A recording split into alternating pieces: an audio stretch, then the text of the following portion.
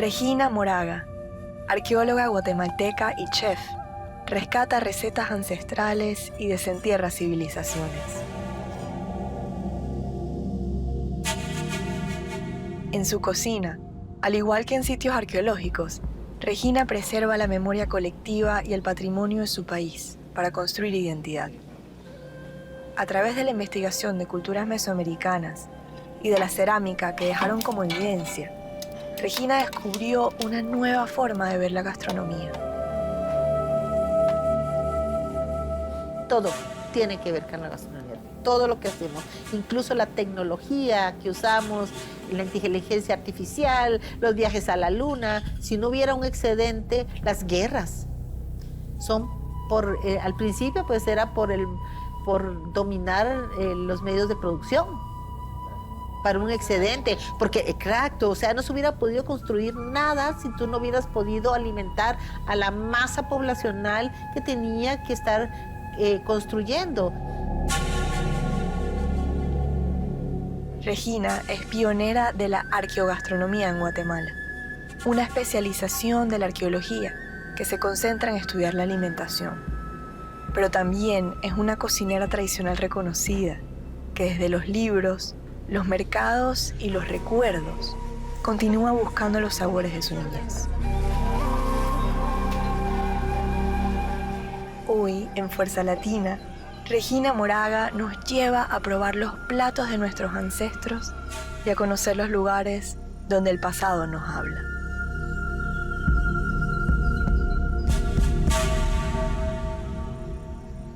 Hablemos de tu niñez. ¿Dónde empieza tu amor por la cocina? Bueno, yo creo que empieza como muchas mujeres en Guatemala, ¿verdad? Y muchos chefs que ahora tengo el honor de conocer, empieza con nuestras madres y nuestras abuelas. Mi abuela pues influyó mucho en mí, de carácter muy fuerte ella. Tengo reminiscencias de ciertos platillos que en mi vida volví a comer y que preparados por tu abuela. Preparados por ella. Pues era así, creadas con eso de que vas al mercado y lo teníamos a la vuelta de la casa. Entonces, El Mercado Colón. El Mercado Colón. ¿Qué recuerdas cuando pasabas por allí? Bueno, recuerdo mi niñez. Me veo yo chiquita caminando por ahí, entrando por la misma puerta siempre, y al lado la venta de pescados, donde se compraban las conchas, huevos de parlada. Los olores. Los olores. Que yo cuando era chiquita quería ser carnicera. ¿Tú querías ser carnicera? Yo quería ser carnicera porque me fascinaba cómo los carniceros raleaban la carne. Yo me pasaba horas viendo. Parecían artistas con esos cuchillos. Totalmente.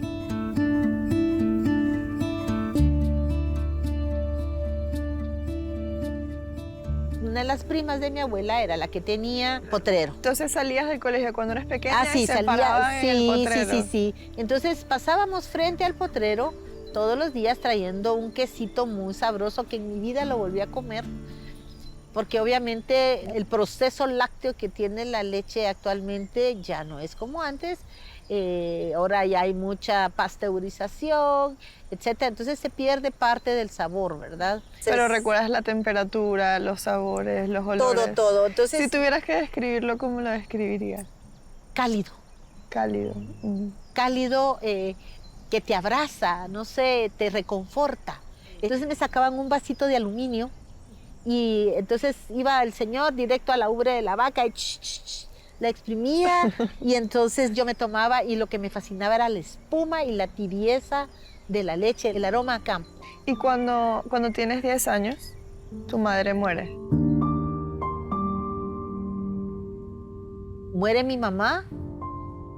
Al año y medio muere mi abuela, o sea, mi mamá muere antes que mi abuela, entonces mi abuela se pone muy mal, pues no es normal que un hijo se le muera antes, ¿no? Fue un golpe muy duro, porque dos personas tan importantes en tu vida. Sí, hubo repercusiones que a la fecha pues trato de superar, pero que a la vez también me fortalecieron y me hicieron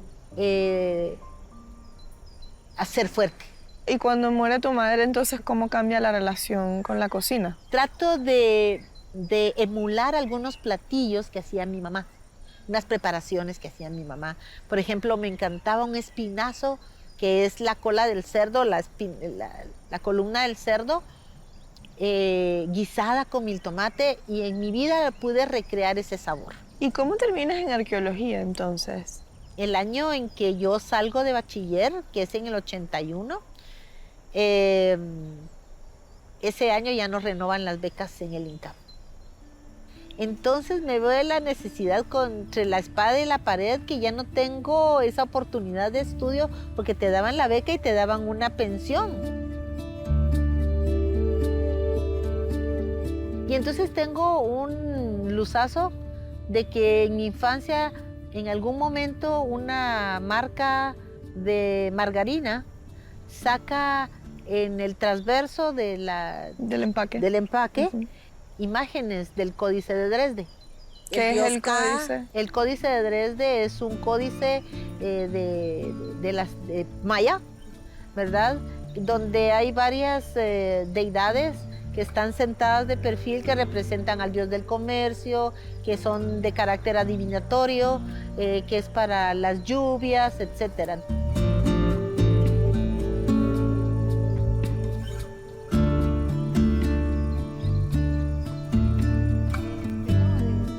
Y cuando te toca estar frente a todas las facultades de la universidad y decir que ibas a estudiar, recordaste la lata de margarina. Exactamente, sí. Y para cuando entro yo a la carrera de arqueología, éramos un porcentaje de 2 por 8, 2 mujeres por 8 varones arqueólogos, pero ese plato se volteó totalmente. Hoy por hoy somos 8 mujeres por cada arqueólogo. Y esto me lleva a introducir el espacio en el que estamos, Caminal Juyú, que es un parque arqueológico y que básicamente representa toda la ciudad de Guatemala. Que toda la ciudad de Guatemala es un parque arqueológico. Aquí vamos a entrar a esta excavación. Wow, realmente es impresionante.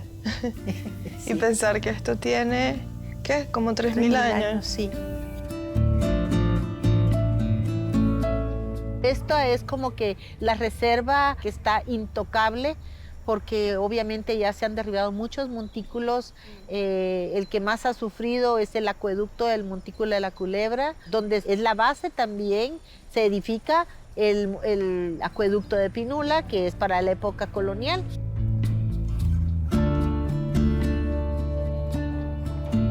¿Por qué este sitio es tan importante? Caminal Juyú era el enclave junto con otros sitios de comercio entre el centro de México y Guatemala, y el área de Tikal, Petén, Tierras Bajas, todo el resto de Mesoamérica, ¿no?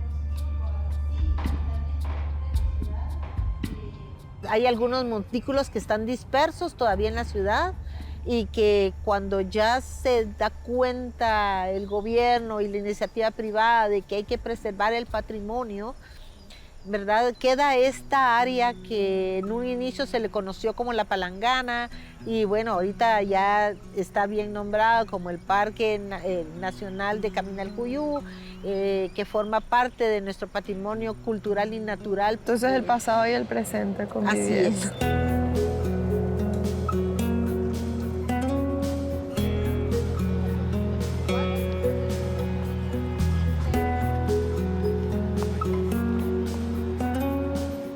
Regina, estamos en el Museo de Miraflores, un espacio que centraliza muchos de los restos arqueológicos que se encontraron en Caminal Juyú. Cuéntanos, ¿por qué es importante un espacio como este? Estamos en el epicentro del conjunto gubernamental y político de lo que era el área de Caminal Juyú. Y donde estamos actualmente es un centro comercial, un área comercial, Que por de cierto muy gran tamaño. Es gigante. Se planteó dentro del complejo realizar este museo para que todas las piezas que salieran de las excavaciones de acá se quedaran en el centro comercial como parte integral, y culturalizar a las personas que vienen al museo, que vayan conociendo que la ciudad es parte de una ciudad ancestral. No solo en la forma arquitectónica, también en la cerámica, Hay mucha evidencia de ese intercambio. Y en ese sentido, por eso es tan importante la cerámica, porque nos habla de fecha y nos habla de intercambio de influencia. Totalmente. La industria cerámica nace por la necesidad de la preparación de alimentos, de conservar los alimentos, de transportar los alimentos. Por eso también imitan las formas, ¿no? Sí, las formas naturales. más tempranas, que para nosotros temprano es lo más antiguo, las formas más tempranas emulan calabazas. Yo he experimentado cocinar en calabazas y sí se puede.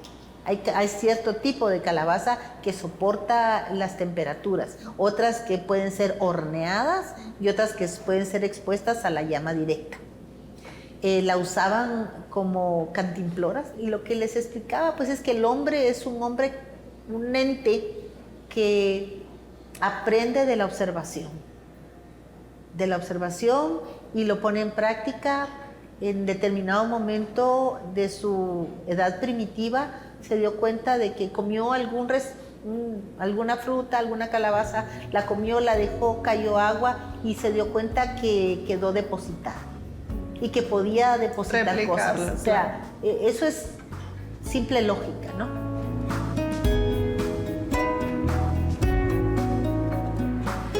Cuando está el fuego, pues cuando tú juntas fogón en un área rica en arcilla y la quitas o se apaga el fuego y quedan las cenizas y se quita. Cerámica. Sí. Nace la cerámica, claro.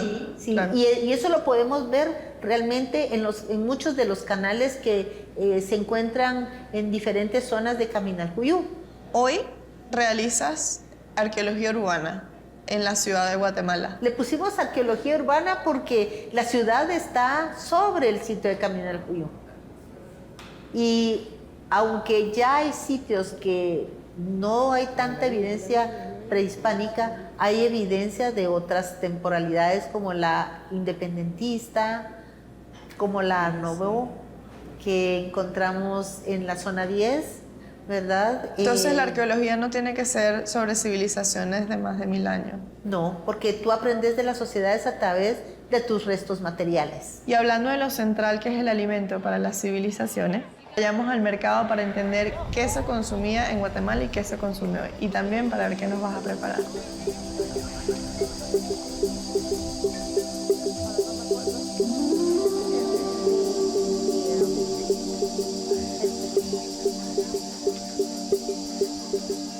Regina, cuéntame de lo que vemos aquí. ¿Qué es prehispánico? ¿Qué estaba aquí antes de la llegada de los españoles? Bueno, dentro de lo prehispánico americano, te puedo citar, nosotros le llamamos whisky. Whisky. Esto no lo tenemos en mi país, por ejemplo. ¿Qué más? Tenemos el camote, que son tubérculos, tenemos el aguacate, obviamente los chiles, los tomates.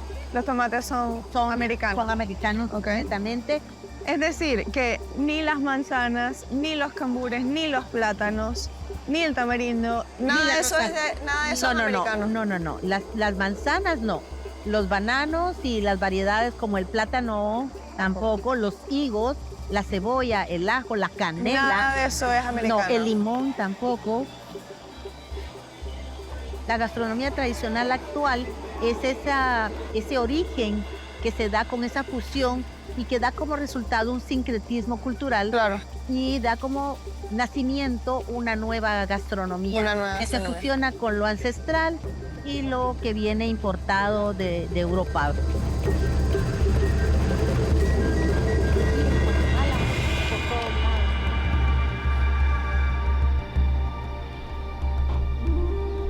¿Qué plato es este? Este es el pepián. Este es un platillo del corpus de platos patrimoniales intangibles de la nación De Guatemala. de Guatemala. Y este lo hice con proteína de res. Y la hierba que va a cambiar la nota por completo es el culantro. Okay, ¿cuántos ingredientes tiene este plato? Lleva sal, pimienta, pimienta de Castilla, ¿no? Lleva ajonjolí tostado y molido, pipitoria molida y tostada también, lleva chile guaque molido y tostado, lleva chile pasa molido y tostado, lleva tomates asados lleva chile pimiento asado, lleva un chile cobanero, le puse en esta ocasión, tostado y molido, lleva el culantro y cebolla y ajo. 12, más la proteína. ¿Y podemos probarlo? Claro que sí. Wow, y los colores, hay naranjas, marrones, negros. Sí. Háblame de tamal, porque además el tamal es muy buen ejemplo de esta fusión, de este sincretismo, pero también de la localidad. Sí, a nivel mesoamericano, nosotros le llamamos tamales a las preparaciones que vienen envueltas en hoja. Que es una gran variedad de Sí, alimentos. sí, de hay una preparación. gran variedad de ingredientes o de formas que pueden ir adentro de esa preparación con hojas y variedad de hojas. En esta ocasión lo que tienes aquí es la hoja de la milpa y este es el tamalito por excelencia que se come para acompañar. Esta ocasión se hizo con masa negra, por eso es oscuro. Huele a campo, huele a Sí, maíz. sí, a maíz, a maíz. Totalmente. Sí, se pueden hacer de maíz amarillo, maíz blanco, pero tiene que ser envuelto en hoja de milpa. Muchas gracias, nos sentamos a comer. Yo digo que sí, por favor, porque me estoy muriendo el Que hambre. se enfría.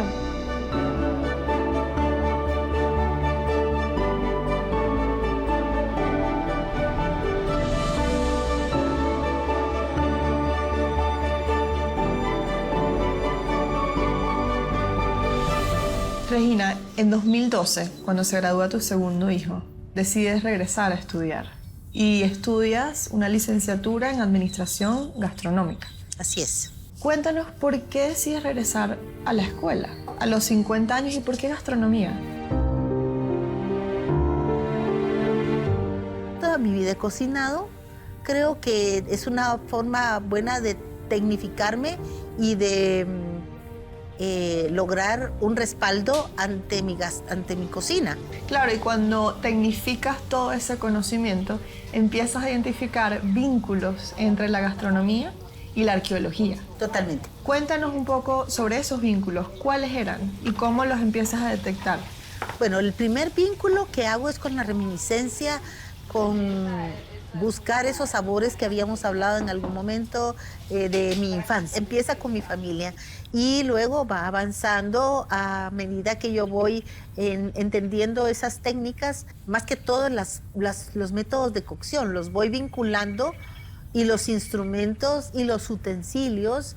Y entonces yo me pongo a pensar, bueno, las pinzas más eficientes de la humanidad creadas por el Señor Dios son las manos. ¿Y qué otros ejemplos de conexiones o vínculos que hiciste? Los métodos de cocción, cuando te dicen sellar, te dicen asar, te dicen hervir, todo esto, bueno, no ha cambiado miles de años. desde que el hombre es hombre y se inventó el fuego, pues el ahumado, el asado. ¿De qué formas la arqueología cambia tu perspectiva sobre la gastronomía? Bueno, en un principio fue muy abrumante porque no sabía ni por dónde empezar. Claro. Me venían ideas y era una lluvia así como de información de aquí. Es que esto se parece allá, esto se parece acá, esto es igual acá. Pero entonces, y me enfrento con una situación.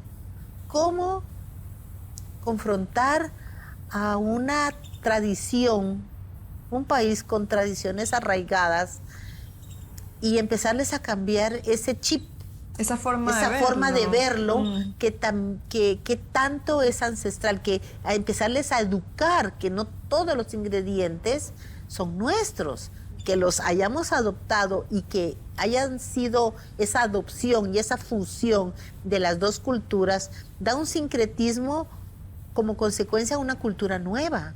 Somos una cultura nueva, aunque no los quieran admitir, los pueblos originarios ya no son 100% sangre prehispánica o de los mayas o de los ancestros de la prehispania. Todos tenemos, ¿verdad? El hecho de que yo tenga la tez más clara o que tenga los ojos de otro color no implica que yo no tenga sangre de herencia ancestral. ¿Y cómo describirías entonces el término de arqueogastronomía? Que lo usas para describir un poco este nuevo enfoque. Ya la arqueología llegó a un punto de tecnificación en donde se tiene que especializar. Y no soy la primera que lanza esta vinculación con otra ciencia, la arqueología con otra ciencia. Está la arqueozoología, la arqueomusicología, la arqueobotánica, donde nos van a dar aspectos puntuales de la arqueología. Van a buscar en la evidencia arqueológica algo puntual. Cosas con música, evidencia arqueológica de elementos musicales. Entonces el elemento gastronómico faltaba y no se le ha dado la importancia que necesita, porque sin la gastronomía el hombre no hubiera evolucionado. Los procesos gastronómicos, por muy irreverentes o simples que parezcan, o lógicos o por instintivos que parezcan, son algo muy importante, porque eso fue lo que marcó la evolución de la sociedad.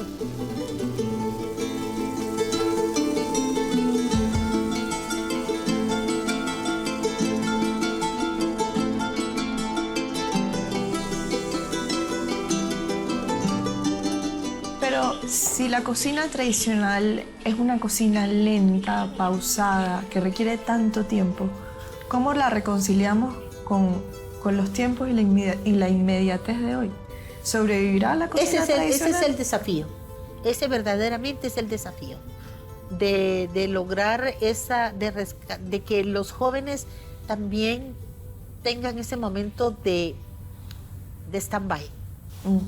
Porque ya no estamos viviendo, solo estamos sobreviviendo. ¿Ves? Ya solo estamos sobreviviendo y no estamos degustando realmente. Muy pocas veces nos paramos y decimos, ¡ay, qué lindo atardecer! O qué lindo esa planta, o qué rico esto que mi mamá hizo, o ir a comer algo diferente que la comida rápida.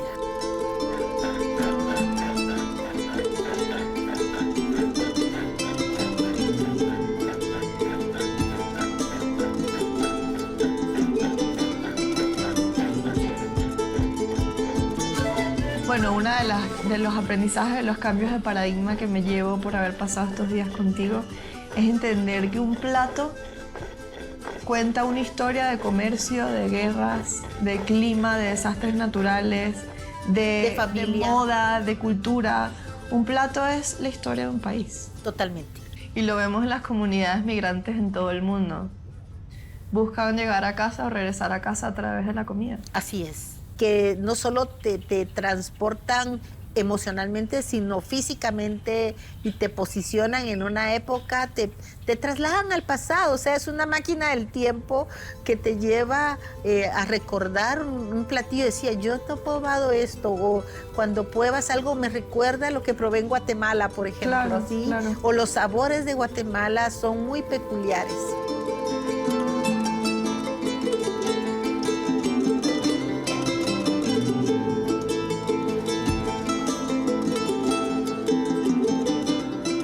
¿Qué perdemos si perdemos nuestra gastronomía tradicional? Perdemos nuestra identidad. Como seres humanos, como nación, como guatemaltecos en este caso, ¿verdad? En mi caso particular, perdemos nuestra identidad, porque la gastronomía es lo último que tú desvinculas de tu nexo o de ese cordón umbilical con tu país, sobre todo cuando estás fuera de él. Añoras esa añoranza y, como te decía, tratas de emular esa añoranza con algunos ingredientes, pero jamás va a tener ese sabor familiar, de hogar, de casa, de familia, ¿verdad? Porque puede ser que hayan frijoles o maíz en cualquier parte del mundo, pero los ingredientes complementarios no van a permitir que sea lo mismo. Entonces, en un sentido amplio, mantener la gastronomía viva, tradicional, es mantener a nuestra familia viva. Así es, nuestro país, saber de dónde venimos. Ningún ser humano sabe a dónde va si no sabe de dónde viene. Y por eso te doy las gracias por haber estado con nosotros hoy, por llevarnos al pasado, enseñarnos a excavar y desenterrar tanto valor y por traerlo al presente. Gracias. No, gracias a ustedes, honrada de que quieran ustedes exaltar a la mujer latinoamericana, porque las mujeres jugamos un rol importante dentro del desarrollo de un país. Y la comida nos une. Y la comida nos une en las tristezas y en las alegrías.